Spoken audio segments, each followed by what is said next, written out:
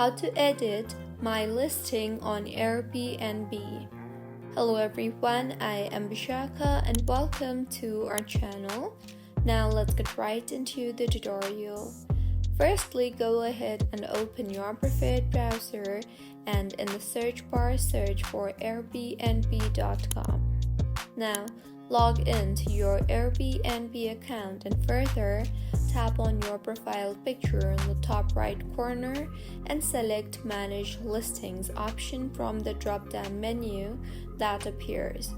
Further tap on the Listings option on top and then go ahead and select the listing you want to edit. Now, in the Listing Editor option, you'll find various sections to update. For example, you can tap on your space to modify the title and description. You can add, remove, or rearrange photos to showcase your space effectively. You can also update the amenities offered to guests. Further, you can also adjust nightly rates, cleaning fees, and set your availability. You can also edit your address and map location. After making the necessary edits, make sure to tap on the Save button to apply the changes that you just made.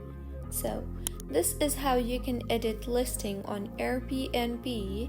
If you find this tutorial helpful, please like the video and do comment if you have any queries.